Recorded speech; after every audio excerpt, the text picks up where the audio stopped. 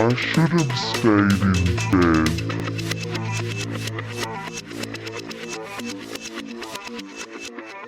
Welcome all to the I Should Have Stayed in Bed podcast. Lucky enough to be the guest on episode 1.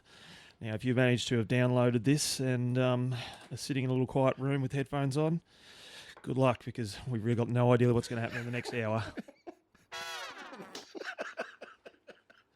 Welcome, Nathan. It's actually really good to have you here with us. This could go for a long time because there's a lot of history between the three of us, and probably one of the most important conversations we'll have, I think, because there's a lot to talk through. Give us a couple of stories from your childhood that most people don't know about. Oh, first memory of school would be out at Merbein Primary School, which is no longer with us, for a couple of years before moving into Mildura. Yeah, my father worked at Mildura Wines. We spent 2 years in Coonawarra, South Australia, at Mildura Wines, where he had to go, quite possibly the coldest place on earth, by the way. Yeah, so I didn't realise you'd gone to Coonawarra. So that was... So that was, my sister was born there, so that must have been 79 or 80. Yeah, okay, and so you've got a sister and a brother. Got a sister and a brother, both younger than me, one taller than me, which I'm still annoyed with. So I was the first of 3 kids, 75, 77 and 1980 for us 3.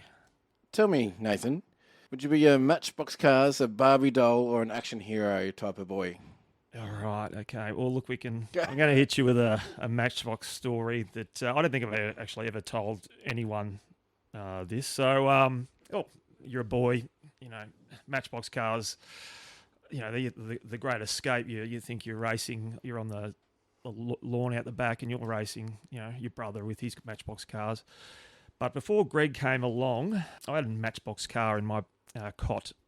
Now, Mum and Dad are in the house, and I thought, well, you know what? I don't need to disturb them. I need to have a poo. And I couldn't speak at that. I couldn't speak at that time because I was too young. But you'd be surprised how much poo can go in through a window of a Matchbox car. Is that a true story? I was going to ask, does this lead to a hospital visit? No. No. So, look, Mum's told me that she came in one time and I decided to put my poo in my Matchbox cars. And there's more. When Was it a poople mover? it was well done. That was a shit joke. Oh, shit. I wasn't fortunate enough to have Ferraris and stuff like that, so I had cars that were shit house. So then I kind of decided that maybe I want to put it through the flywire screen, which I did too. Everyone remembers the Sayos and the Vegemite worms, how you bite on the Sayo and the Vegemite worm comes out. Yeah. Well, yep. very similar, except I'm pushing poo through a flywire screen. Is that a true story? I eat pieces of shit like you for breakfast. You eat pieces of shit for breakfast? Favourite movie from your childhood? I know that so your parents used to own a movie shop. Yeah, so parents took over the Merbein Video Centre in the early 90s. And for Greg and I, stuffed our heads full of so much, useless facts, let's be honest. But Greg and I can sit at the Christmas table and he could say one word and then I'd say the next dialogue, and we could do this all day. It's I think the first thing you remember is Star Wars. We then went on to the Star Wars figurines, and we get one every fortnight. We'd go shopping, so we had a nice old collection of that kind of stuff, which I think all boys did at that age. All right, so we know a lot about your idols. Obviously, Michael Jordan. Tell us some other idols that you've had in life.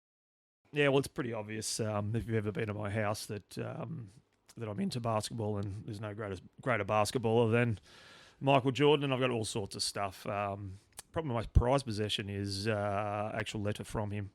But yeah, look, other passions. I was just sport as a kid. Just, it was cricket. You'd sit there and you'd watch cricket for hours, and then you race out the backyard before the light got down, and Greg would be throwing balls at me. Who was your cricket idol? Oh, it's Alan Border. Yeah, AB. Yeah, Alan Border. I just thought he was the greatest. He was left-handed. I used to try and bat left-handed so I could be like him, but it's very hard when you're a right-hand dominant person. So and you sit and it's football, it's car racing. I just used to remember, the Bathurst 1000 on a Sunday. Greg and I would get up, and the old man would be on the couch, we'd be on the floor, and we'd sit there all day. We wouldn't go out anywhere. So was it Brocky with the Yeah, Peter Brock, definitely. Had the fortune enough to meet him. I had my glove box out of my VC at the time, and I also had like Ray the brand of footy cards. Scanlon? Bingo. So I had one of Brocky in his VK and one where he's just sort of standing there doing an interview. And I finally got to him. He goes, "Oh, this will be I don't know how many of these I've signed," referring to the glove box. And then I handed over the cards, and I sort of said to him, I said, "Oh, could you tell me where that was?" And he goes, "I can tell you that one there is in Calder. That's at Calder Park. I remember doing that." And he goes, "Oh, I'm not sure where that could have been any. That's the one where he's sitting in the car." So he was happy to sign those. But I've told everyone that I've spoken to about meeting him that he had this ability to make you feel like he'd known you all his life. And I mean, the guy would have said hello and spoke to so many people on that day, but he just took the time, didn't rush anything. Firstly, want to know where the cards had come from, if I collected cards, if I was a Holden man. He was the first famous person I'd met. And he just had this aura about him. Leads in beautifully to a conversation we're having yesterday. I didn't actually realise you've always had Commodores. You've only had Commodores. Where did your love for Holdens and Commodores come from? Bathurst. Yeah. Lying there with Greg and watching Peter Brock go round and round circles. Yeah, Dad was a Holden man. He had a few Holdens as we were kids. Had a panel van, which I guarantee you he wished he never sold. As soon as I became old enough to drive, actually I was on my L's, and my parents were they were actually moving away to Mackay, and I decided I was going to stay here with my grandmother. I was going to need a car because I was 17. I was going to turn 18 while they were away, so direct car sales we go. Dad's got I've got a car for you, and he wanders over to a Toyota Crown, I think it was. I'm looking here going, oh, and as we pulled up, I saw this gold. Dave Smith would say it's brown, but it was a gold Duco VC off to the side there. It had matching gold Bathurst rims. I sort of said to Dad, "Oh, it's not really a guy sort of car, is it?" He goes, "Oh, yeah, no, it's bloody really, really good. It's only done X amount of Ks, all the things that, I didn't want to hear." And in the end, I said, "Oh, what's with this Commodore?" He goes, "Oh, no, it's outside of the, the money we're going to spend." So he budgeted for $3,000, and this Toyota Crown or whatever it was, just under $3,000. But I wandered over to the other car and saw that it was like 3.5. I thought, I should be able to squeeze another five. Yeah, should be able to squeeze a little bit more out of that. And so in the end, I had my way, and I ended up with my first Commodore. The other passion of yours, and to be honest, many people probably don't know that if there's two other blokes that I'd love to be in a room talking one subject with, it's music, and it's you two. So you've got a pretty sharp knowledge of music, and probably the quickest that I've ever, and we've kept ourselves entertained for days with your knowledge of music. But where did your love of music first come from, Han? ABBA. Actually? No, for real. So I've been told this story. My grandmother had a colour TV, and we only had a black and white one out at Merbeen, and they had an ABBA special on. So my parents, through me pushing, put me in the car and drove me to my grandmother's so I could watch it. ABBA's where it started, and then, it's funny, some of the music from the 70s and early 80s and stuff, it brings me back to when you're travelling in the car, whether we're travelling to South Australia or back from South Australia, or those are the songs that sort of stick in your head. It's amazing that all these years on, I'll pick up my phone and hit Spotify and throw on a lot of the songs that I just remember. And it takes me back to being in the back of a Datsun 180B with my brother and, just listening to music. Oh, wow. Well, there you go. I didn't pick that one, Nico. So from ABBA to Grandmama. I don't even know how I linked that together. Well, I went to Grandmama's to watch ABBA. It's interesting. You call her Grandmama, and others always called her Grandmama. But yeah, look, I went to America to play basketball, and while I was over there, my parents moved to Mackay. Now, I knew that was happening. They just didn't go, he's out of the country, let's move that, away from him. So I knew that was happening. That. Yeah, so I was picked up, so I was going to stay with my grandmother to finish my last year of school. So I lived with my nana for 12 months, and I'm so glad that that's how it worked. I was there watching Dad's Army on TV, and when I remember listening to the football, one game in particular where Stephen Kernahan marked it. We're playing against Essendon. We're listening to Rex Hunt. We heard the mark was taken, And Rex Hunt's gone, Kernahan only needs to score and the Blues will win. The score levels are tied. And, of course, he missed everything. He down on the full, but we thought we heard goal. So there's myself and my grandmother jumping around in the lounge room going, yes, yes, yes. And then by the time we settled down, we realised, no, he's kicked it out on the full. So a lot of stuff was with my grandmother. It's funny you call her grandmama. All my mates loved her. She was so accepting of all my mates, and I got a vast array of mates, as you can tell by the two I'm talking to right now. So a mate of ours, Tony Searle, was in the fire brigade as a volunteer and used to do the running. And the first time he met Grandmama, he walked in and he sort of looked around nervously because meeting someone he doesn't know. He goes, "Gee, this place would burn down quickly." My grandmother simply just looked at him. I did the same. And she goes, "Oh, he's a cheeky bugger, that little one, isn't he?" Speaking of Surly and your mates and the good times, so the early 20s, let's come out of your childhood and you start working at Putt-Putt. It's interesting you said that. Come out of my childhood. I don't actually think that's happened yet. There's some truth in that. So what age did you start working at Putt-Putt? So I was 15. I'd found out through the owners that there was through mum and dad, that there was an opening. The owner had just casually been speaking to my mum. So, yeah, no, I went in there and I sort of said, "Oh, look, I was told to come in here and put my name down for a job." And they said, "All right, you can start Fridays." So I walked in on a Friday night in 91 and I walked out 25 years later. Casual 25 years, it begs the question, if you didn't do Putt-Putt, because I've always had a crack at you about how you should have done radio, what would you have actually done as a career if you didn't do Putt-Putt? Oh, I would have been on the dole. I don't like being in surroundings that I'm not used to. People always laugh when they say this. I go, "I'm actually quite shy." And I'm like, "Yeah, righto, whatever." But if I'm meeting someone or if I'm in a situation I hadn't been before, I'm actually quite reserved. And I was shitting myself when I had to go to Putt-Putt the first night. I was so glad that I had a job, but I don't think I've ever been that nervous. Actually, no, I have. Oh, yeah, that would be being the MC at your wedding. Funny story, okay? They're trying to work out whether to ask me the question. So I met Lisa at a mate's barbecue. We went out, did our thing. Then a few weeks later, it's Brennan's girlfriend at the time was having a birthday party. So I went along to Taco Bell's. I get there nice and early because I hate being late for anything. Lisa and I actually pretty much walked in at the same time, and then Brennan greeted us and Emma greeted us, and she goes, "Oh, do you know Handy?" And Lisa said yes, and I said no. Thank you.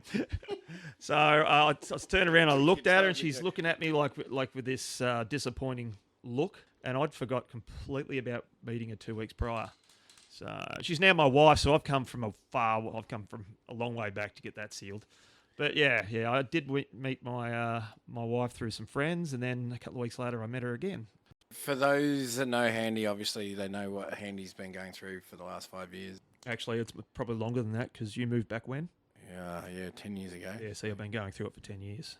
Oh, we're talking about something different, aren't we? Yeah, that was good. My bad. That was good. Yeah. So, for those that don't know, Handy's had a fair battle with cancer now for 5 years. Yeah, nearly 5 years I've hit, which is my miracle. People keep saying to me, "Oh, you can't give up. You can beat it. You can beat it." Well, my miracle has already happened, and that was the fact that I went longer than the 18 months they thought that it was going to be, because it was completely through my body. So, Completely. tell me, and it might be hard to even recall this, but when you heard the words from your doctor that you've got cancer and 18 months to live, and I certainly remember where I was and what I was doing, and Same. yeah, tell me about recall that moment for us and how you felt. Right. So, look, I had an issue in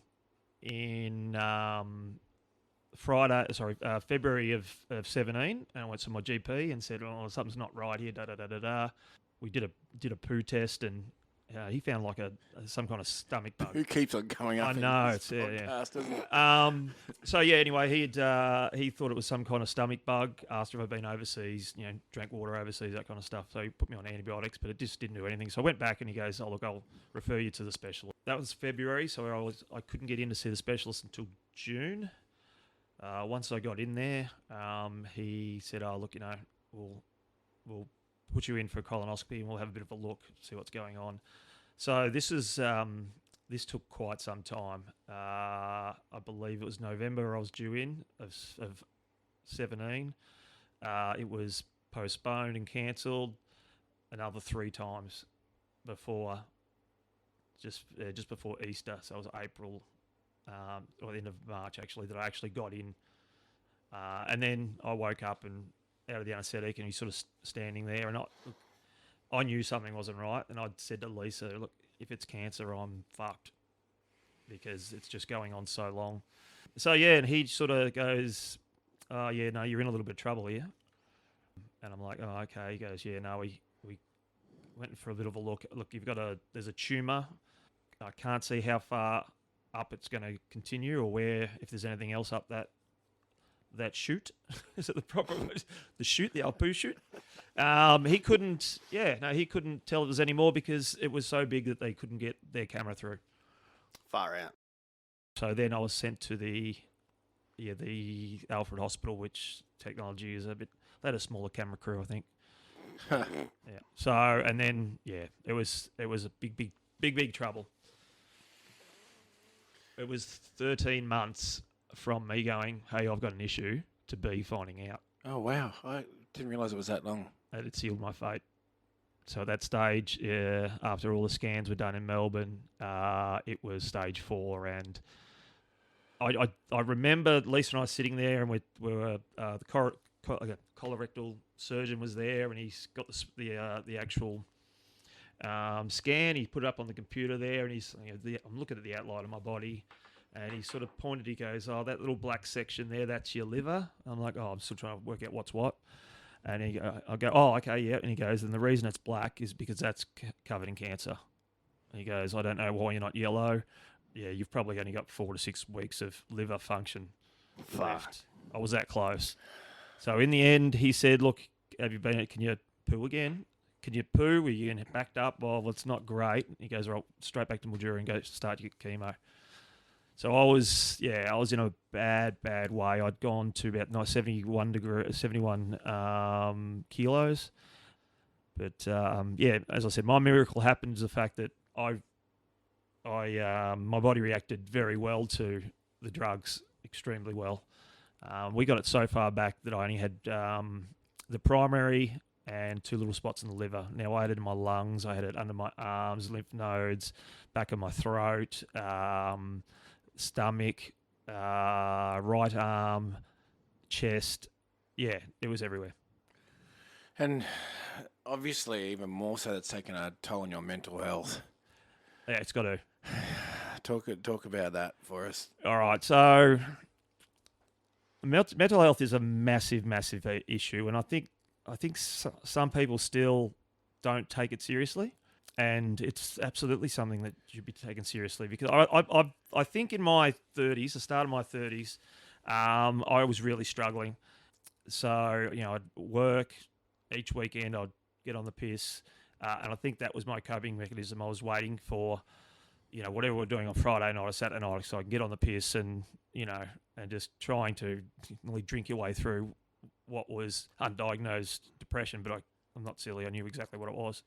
And that took me quite some time to get over it.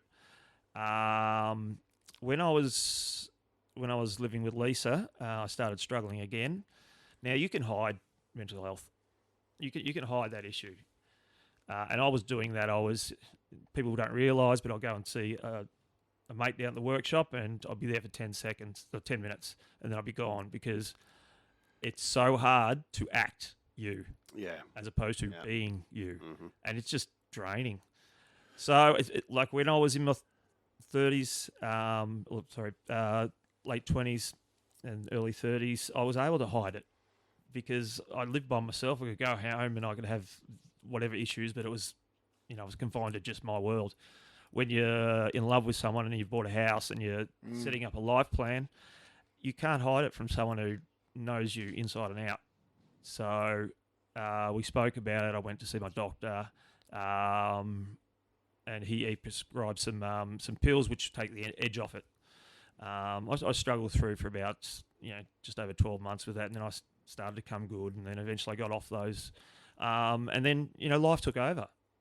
I was in a great place. All of a sudden, I'm with the woman I want to spend the rest of my life with. We start planning kids. I changed jobs.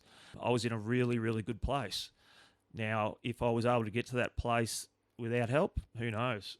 Because I was probably a ticking time bomb. I could have walked in at some point, someone would have sent me off, and then Lisa and I go off in just different directions. But that's exactly how serious it is. Well, I wish I could see the goosebumps that we've all got from hearing that story, Han. Yeah, it's pretty it's still confronting. You blokes are looking at me and like, oh, Yeah. wow, I didn't realise it was that bad. Well, it was that bad. It was that bad. Oh, Han. Well, you hit it well. Yeah, you did hide it well. Yeah. Well, and as I said, it's easy. It's very hard to act you than be you. You know, and it's that actual thing where so many people that have committed suicide, they were so happy, they hit it well. They would be the life of the party, but then you don't know what happens behind closed doors. And to hear you say old that, saying, the most insecure person in the room is the loudest. Yeah, yeah, wow, yeah. Not that I was insecure, but that just use that as a far from it. Yeah. Thanks for being so open about the mental health stuff, Anne. It's amazing to hear someone talk about it so candidly, and it's probably one of the things that we don't talk about enough. And to hear it with two mates is amazing. Yeah, well, there's no point me going through it a couple of times and coming out the other side rosy if I can't speak to people about it. You don't know what kind of day anyone is ever having, so just be nice to people. Han, let's talk a bit more about back onto the cancer. Tell us a bit more about the treatment you've had and where things are at now. Right, this is a bit strange actually. So I was at the Alfred Hospital. I'm getting wheeled around, and the nurse, she said, "Oh, how old are you?" I said, "I'm 43," and she goes, "Oh, look, you're better off dealing with this and fighting this at 43 than 83." I kind of thought to myself, like, no, I'm pretty happy with 40 years under the belt, and then I've got to deal with it. That would have been nice. But I understood what she meant. My body, relatively fit, would be able to handle chemo, the various drugs, and these drugs, they do some very, very weird things to your body. And Talk about that, like some of the things. All right, some of the things that you don't realise. So, oxaliplatin is one of the leading drugs for rectal cancer or colon cancer. It's really, really good. However, it kills the nerve endings in your fingers and toes and feet and that kind of stuff. So I'd go and I'd sit down, I'd have the drugs, and about 15, 20 minutes after I step out of the hospital, I would be reacting to cold. So I couldn't drink a cold beer. My throat would go crazy, and it was like someone was sticking needles into me. Your hand, you would go to touch something that wasn't room temperature, that's colder than room temperature, and it's actual pain. You can only go on that drug for a limited time because it just destroys you. And I mean, trying to live life without you use your hands and that kind of stuff is just it would be too hard to think about. So, but look, it's silly things like my fingerprints are pretty much gone from my hands. They're very soft. I can't dribble a basketball anymore because you just don't realise how much you use the fingerprints on your hand. As I said, I've still got the neuropathy with my feet and toes and hands and fingers. My feet basically feel like I've sat them in an esky for 15 minutes and then got out and started walked around. I mean, constantly like that. You guys, you ask the questions. You go, "Oh, hand, how you going?" The default answer is, yeah, good, because no one wants to hear I'm struggling. No one wants to hear that, it's getting harder and harder to keep turning up. So I didn't really tell people at any particular stage in time. Every 3 weeks I was getting poisoned. Chemotherapy just poisons your body. You get the metallic taste after the chemo? Used to, yeah. And look, the different drugs do different things. I was on a drug which had a rash. The first time the rash after a cycle was on my legs, and it was red raw, and it was so itchy. And then it went to my arms the next one, and it was all over my chest. Then it settled down. It was on my face, and it's painful. I couldn't go in the sun. If I went in the sun, it felt like someone was just poking me in the face with needles. So the pain in my face was so bad. I was taking painkillers to get through each day, and then it would start to come good 2 or 3 days before I go in to have my next cycle. And then I go to my next cycle, then nearly clockwork. 2 days afterwards, my face would break out again. And it coincided with COVID, so no one really, no one really saw it at its worst. But if you want to see some photos, your head will shake. You consider that a blessing, COVID? 2 Me, years we had? yes. Yep. Yeah, that's a good question. Because I couldn't go. Yeah, like we had limits on how many people we get together, but my situation, I was able to have a few guys come around because I had an exemption form for a few mates. I know, Ray, you had one. Sorry, Nico, I didn't get to you, but that's okay. I don't like you. Okay, that's right. So I was lucky enough where I could have a few guys around. So, that helps with your. We were talking about mental health before. So for me, I spent more time with my kids because they were home from school. To be honest, the COVID for me was a blessing. Did also mean that I had to be very, very vigilant on it because of my immune compromised status. So we had to be very, very careful. Got through it all, and yeah. In some ways, I can imagine you're like a caged tiger, where you got this time ticking, and then you're stuck inside a house, inside four walls every day. Yeah, I think that was one of the things that it was hard. It was hard for everyone in lockdown. Doesn't matter if you're dying of cancer or you're not being able to go to work or run a business or that kind of stuff. It was hard for everyone, and I was like a caged tiger. I was ready to go. I'm dying. I want to go and spend time with people I love. I want to be able to travel away to see people in Melbourne or Adelaide because I don't know if they're ever going to see me again. And here I'm stuck at home, not being able to see the people I want to see, and I'm on a time frame. I'm on the clock's ticking. That would have been so frustrating. Extremely frustrating. But as I said, it was the blessing part was the fact I got to spend more time with my kids. Like they were at the age of 9 and 12, and I got to spend time with them, and yeah. And more recent times, things have probably progressed, probably not the way you want it. Tell us a bit of what's happened in the last. Yeah, I've as I said, I've had my miracle. Everyone goes, "Oh, you're fighting so hard, you're doing the great fight," and I genuinely feel the people in this town think that I'm going to be okay. I don't know why, because I've always said that I'm dying. It's taking me out. It's going to punch my ticket. But whether that's just people not believing it or whether they've just got like faith in me that it can't happen to Handy, surely he's like denial. Yeah, denial's another one. Yeah, it's funny, and look, some people are going to hear this and are probably not going to like what I'm about to say, but I've got mates who are still sucking down durries at a ridiculous rate, and they haven't stopped. And oh God, if it happens to Handy, it could happen to anyone. Because you never smoked at all, do you? No, just on the basketball court, where I was absolute fire. That's it. Yeah. No, never. No, look, I didn't have a drink until I was 19 and 10 months because I didn't think I was mature enough. Everyone goes, "Oh, why aren't you drinking?" Oh, yeah, no, not for me yet. So I was nearly 20. Nerd. I actually recall that now. And then you drank lolly water for a bit. New Year's Eve, I was driving everyone up to the bottle show that arrived at Shane Miller's house because he had the party, and then everyone was going to go on to Willowfest. And I got sick of driving people. So I just walked in and flipped open the first esky, reached in and grabbed what was a UDL vodka and orange. Opened it. I was on my P's, had a massive mouthful and said, "There you go. I can't take anyone else. So if you want to get your grog, find someone else." Well, Surly's come over and he's like, "Oh, whose is that?" I said, "I don't know. I just took it out of that esky, Surl." He goes, "Oh, do you like it?" I said, "Just tastes like Fanta." And he's like, "You want another one?" I said, "Oh, I don't know whose that is, mate." Trust me, Surly found himself in the next car down to the gateway, and he bought me 10 of them. Sat them in his esky. "No one touch these. These are fucking handies. No one touch them." He's a good bloke, isn't he? Yeah, he said, "Oh, look." You get off the fucking durries. Yes, yeah. So that was quite funny actually. So yeah, and that was rat-assed. So I was trying to touch on the fact that you recently had to get a bag. Yes, yeah. So well, but we digressed really badly. We did with it.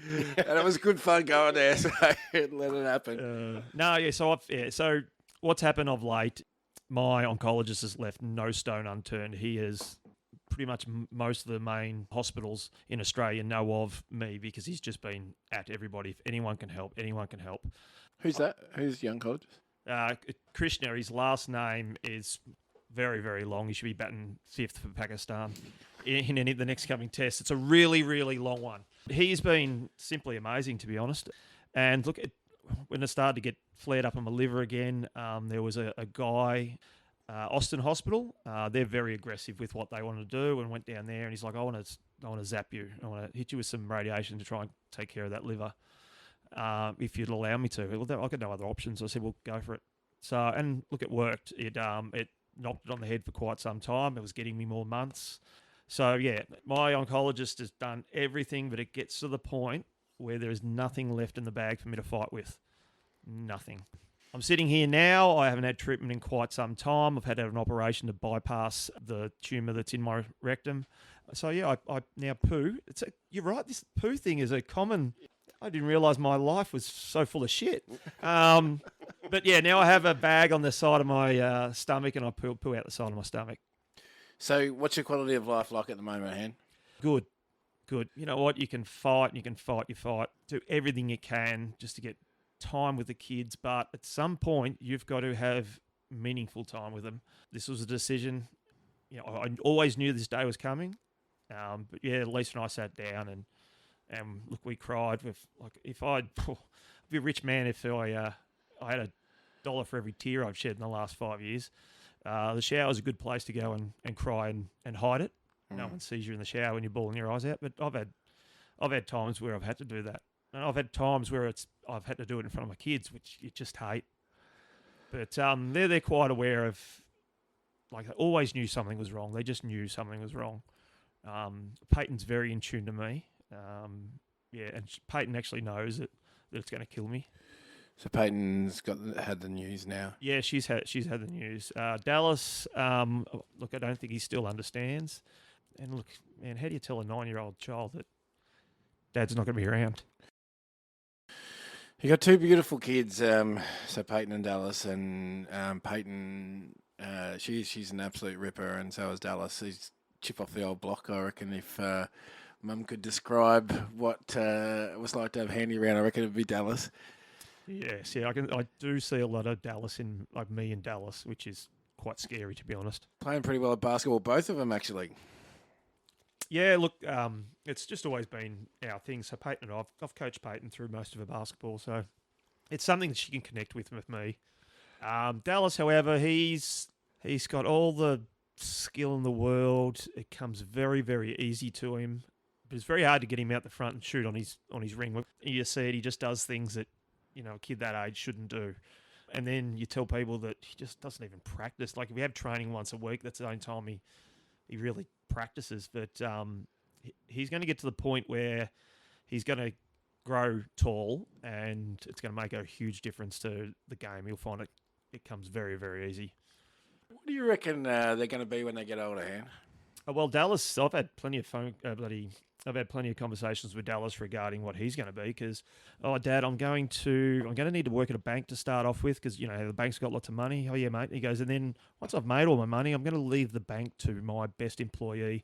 But with the money, I'm going to build my own theme park up in Queensland. Oh, hang on, Nan and Pop, they won't want to fly. Okay. So no. Well, I'm going to have to build it, but I'm going to have to build a house for Nan and Pop first. So, hang on, Dad. Do I need to be an architect or a builder first? Hang on. No, I need to learn how to build it and then build it. So I've got to be an architect, and then I'll build Nan and... Oh, hang on. They're going to have to go on a plane. I'm going to have to be a pilot as well, aren't I, Dad?